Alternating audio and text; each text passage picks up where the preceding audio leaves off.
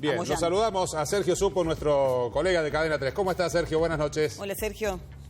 Hola, Gerardo Cruz, ¿cómo les va? Muy buenas noches, ¿cómo están? Bueno, interna en la oposición, interna en el gobierno, más allá de estos llamados de Fernández a la unidad, pero se sabe que está todo bastante enredado, sobre todo en el elenco gobernante, ¿no?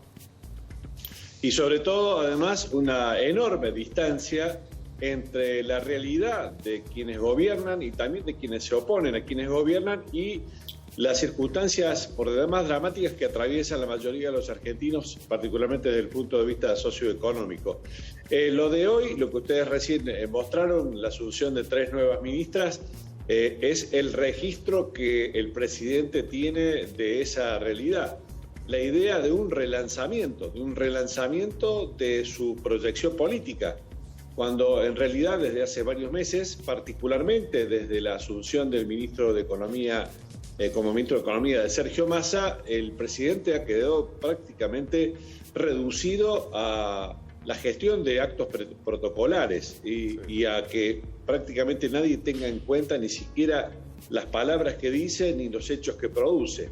Lo cierto es que el eclipse político que sufre el presidente de la Nación tiene a su vez un correlato que se expresa en un vacío de poder y una dispersión de la alianza, de la coalición del peronismo que se había reunificado en el 2019 a propósito del triunfo de Alberto Fernández y de la decisión política de Cristina Kirchner de poner a Alberto Fernández como presidente de la Nación, de proponer como presidente de la Nación a Alberto Fernández en aquella elección contra Mauricio Macri. La crisis económica pone a los argentinos en un aprieto que no hace falta describir naturalmente. Al mismo tiempo, Cristina está muy abocada y enfocada en su defensa de los casos penales que tiene, particularmente del juicio que va a terminar antes de fin de año, muy probablemente con una condena en su contra. Al mismo tiempo, el ministro de Economía está tratando de construir o de autoconstruirse un futuro político. Piensa Massa que a través de una gestión económica que no termine en una catástrofe, eso le dará una chance, una oportunidad de ser candidato presidencial aún el año que viene. El 17 de octubre, la evocación del 17 de octubre, que es ahora inminente y que tendrá lugar luego de este fin de semana, refleja una vez más la crisis de dispersión y de separación de la realidad que vastos sectores del propio oficialismo tienen. División en los actos del 17 de octubre que refleja la división que hay a la hora de gestionar nada menos que el gobierno de la nación. Internas dentro del oficialismo, pero también hablamos de internas dentro de la misma oposición y esta es pregunta y capaz que la respuesta es muy personal, pero digo, ¿no es sano limar asperezas antes de conformar un gobierno que será el que, a lo mejor si es votado, termine gobernando el país?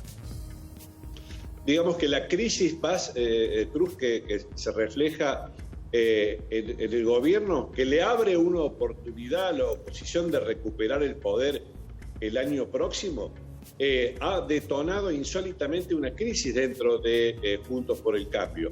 Se están peleando no solo ya por las candidaturas, fundamentalmente por la candidatura presidencial, a la que hay varios aspirantes, tanto del radicalismo como del PRO, sino también tratando de verificar quién tiene más legitimidad ideológica para encabezar la alianza de Juntos por el Cambio. Es el expresidente de Macri el que ha planteado la idea de que él puede llegar a ser candidato presidencial si no reúnen los requisitos ideológicos necesarios. Esto es, dijo para decirlo en palabras de Macri, si no hay nadie que no exprese claramente que no es un populista light. Esta es una referencia de Macri a Horacio Rodríguez Larreta. A su vez, Horacio Rodríguez Larreta, que ha sido siempre subordinado de Macri, ya ha expresado que él va a tratar de ser presidente más allá de las posiciones que Macri. Excelente, Sergio, como siempre.